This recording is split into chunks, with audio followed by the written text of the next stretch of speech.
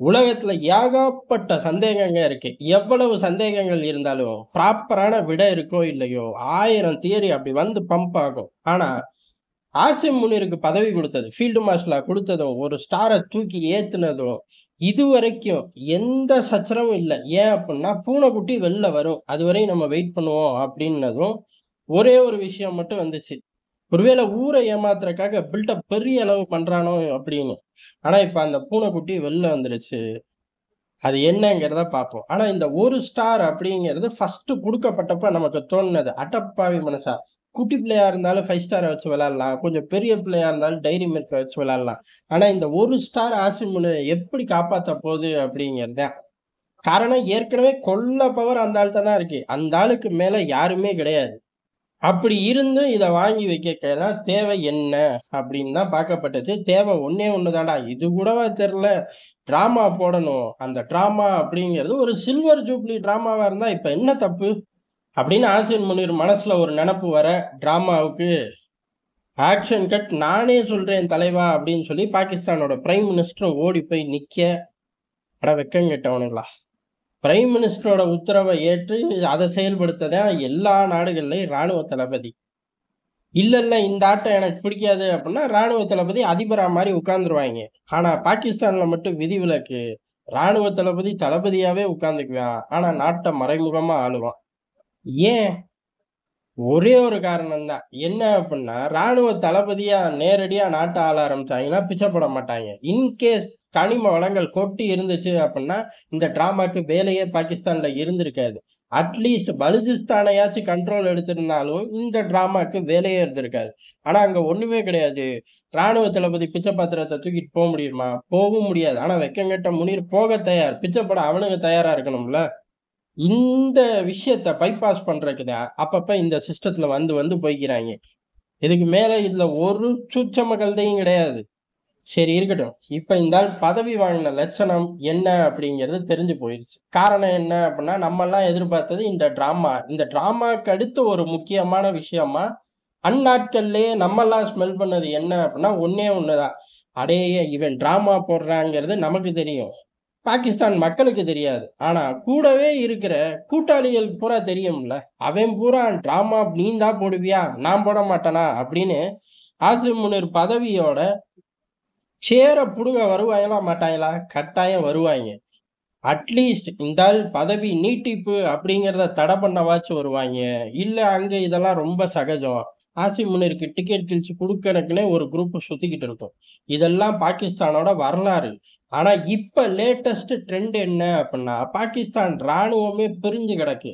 ஏன்டா இந்த பஞ்சாப்ல இருந்து வரவன் மட்டும் தான் அந்த சேர்ல உட்கார முடியுமா? ஏன்டா இந்த மத்த பகுதியில இருந்து வரவன் மட்டும் தான் இந்தியா புல்லட்ட வாங்கி சாகணுமா? ஏன்டா இந்த பலுசிஸ்தான் பயலுகள ஒண்ணுமே கண்டுக்க மாட்டீங்களா? எவனாச்சும் இப்படி சொல்ல, உடனே என்னத்தான் அனுப்புவியா? நீ போமாட்டியா? அப்படின்னு சொல்லி ராணுவத்துல ஏகப்பட்ட பிரிவுகளா பிரிஞ்சு கிடக்குறாய்ங்க. காரணம் என்ன அப்படின்னா, ஒரு நிலப்பரப்புல இருந்து வரக்கூடிய ஆட்களுக்கு எல்லாம் கிடைக்குது. சுத்தி உள்ள நிலப்பரப்புல இருந்து வரக்கூடிய ஆட்களுக்கு இந்தியாவோட புல்லட் கிடைக்குது. அப்படி இல்ல அப்படின்னா பலுசிஸ்தான் விடுதலை ராணுவத்துல இருந்து கண்ணிவெடி கிடைக்குது.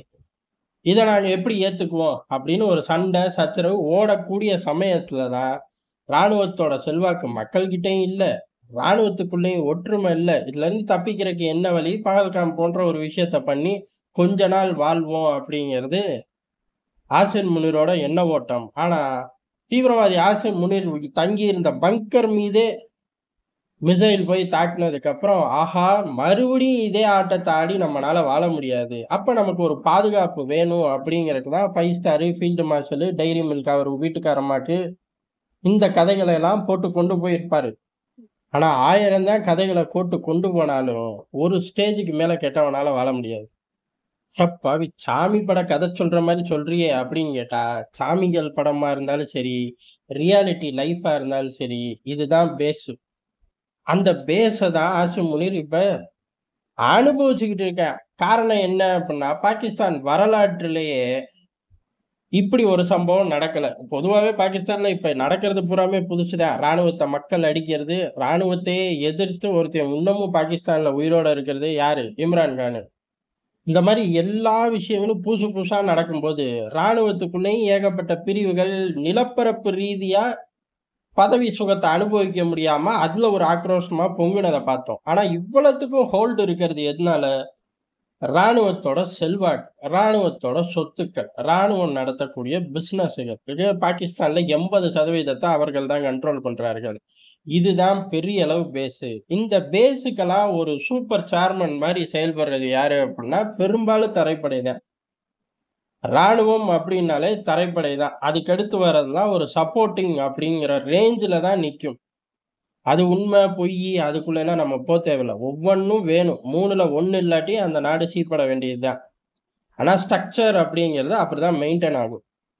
ஆனா இப்ப இந்தியாவோட ஒரு யுத்தம் வந்ததுக்கு அப்புறம், இந்த ஸ்ட்ரக்சர்ல பெரிய அளவு ஓட்டை விழுந்து போச்சு. காரணம் என்ன அப்படின்னா, நடந்த யுத்தம் அப்படிங்கிறது தரைப்படை ரீதியில இல்ல. வான்படை தான். இதுல வான்படையோட ஆதிக்கம் தான் ஜாஸ்தி. வருங்காலங்கள்ல வான்படையோட ஆதிக்கம் தான் ஜாஸ்தி. ஆட்டோமேஷன நோக்கி பக்கத்திலேயே சீனாலாம் பெரிய அளவுல போயிட்டு, அந்த படை சூப்பர் அப்படின்னு சொல்லி கடைசியில ராக்கெட்ல தண்ணி ஊத்தி வச்சிருக்காய்ங்க. அது வேற கதை.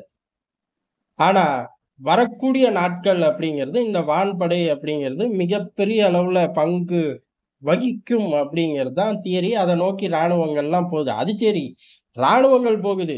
நீங்க எங்கடா போறீங்க? நீங்க தான் தீவிரவாத கூட்டமே அப்படின்னு கேட்டா, நாங்களும் ராணுவம் தான் அப்படின்னு சொல்லி பாகிஸ்தானோட வான்படை இப்ப முரண்டு பிடிக்க ஆரம்பிக்குதாமா. எந்த அளவுக்கு அப்படின்னா, பாகிஸ்தான் ராணுவம், பாகிஸ்தானுக்குள்ள வலிமை, செல்வாக்கு அப்படின்னு எடுத்துக்கிட்டாலும், என்ன திருப்பி சொல்லு அப்படின்னு சைடுல இருந்து ஒரு குரல் வரும். இல்ல, இல்ல இவனும் தான் வலிமை அப்படின்னு சொல்லி தான் ஆகணும். காரணம் என்ன? அங்க உள்ள உளவுத்துறை ஐஎஸ்ஐயும் வலிமைதான் அப்படின்னு சொல்லிதான் ஆகணும். சொல்றான்னு சவுண்ட் வரும். இவனும் சொல்லிப்புடுவான்.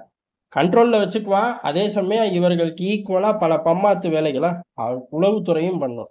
ஆனா இப்ப 2 பேர காட்டிலும் நான் தான்டா சூப்பர் ஆள் அப்படின்னு சொல்லி வான்படை சொல்லுது. அதுக்கான காரணம் அப்படிங்கிறது ஒண்ணே ஒண்ணுதான். மாறி வரும் சூழ்நிலை. ஆனா இப்ப அனுபவ உண்மை என்னங்கிறத இந்தியா அடிச்சதுல உணர்ந்துட்டாய்ங்க. அடப்பாவி இந்தியா கிட்ட அடி தானடா வாங்குனீங்க.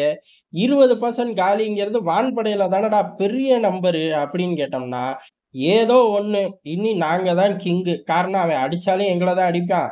நீ இனிமே வாங்கி போட்டாலும் எங்களுக்கு தான் வாங்கி போடணும். அப்ப நான் தானே கிங்கு. அப்படின்னு சொல்லி வான்படை தளபதி ஜாகீர் அகமது இப்ப பெரிய அளவு சேட்டைகள பண்ண ஆரம்பிக்கிறார். எத நோக்கி அப்புட்ன்னா, இப்ப சமீபத்துல குடுத்த அந்த 5 ஸ்டார நோக்கி, "உனக்கு மட்டும் தான் 5 ஸ்டாரா? ஏன் எங்களுக்கெல்லாம் குடுத்தா நாங்க சாப்பிட மாட்டோமா?" அப்படின்னு குட்டி பிள்ளைங்க மாரி சண்டைய ஆரம்பிச்சுட்டாய்ங்க. ஆனா சண்டை போடுறது 2 குட்டி பிள்ளைக கிடையாது. தீவிரவாதிகளோட எஜமான்கள் அப்படின்னே சொல்லலாம். அப்ப சண்டை வீரியமா தானே நடக்கும். பாகிஸ்தான்ல இது புது சிக்கல். இவ்வளவு காலம் ராணுவம், உளவுத்துறை அப்படின்னு நமக்குள்ள சண்டை வேணாம். நம்ம புருஷன் பொண்டாட்டி மாரி சுத்துவோம் அப்படிங்கிற மாரி சுத்திக்கிட்டு இருந்தாங்க. இப்ப இன்னொரு பையன் வந்துட்டான். எப்படி கதை நகரப்போது அப்படிங்கிறது தெரியல. ஆனா வான்படை பாகிஸ்தானுக்குள்ள இப்ப சேட்டையான விஷயங்கள பண்ணுது. இது எந்த அளவுக்கு போகும்? சத்தியமா நமக்கு தெரியல. ஆனா சூடான்ல எப்படி ராணுவத்துக்கும், துணை ராணுவத்துக்கும் சண்டை வந்து இப்ப வரையும் சண்டை வெகுந்து போட்டுக்கிட்டே இருக்காய்ங்க. நாடே பிரிஞ்சு தான் கிடக்கு. முதல்ல நாடா அது அப்படிலாம் கேட்கக்கூடாது. அதுவும் ஒரு நாடு தான். அங்க உள்ள பிரச்சனை அப்படி.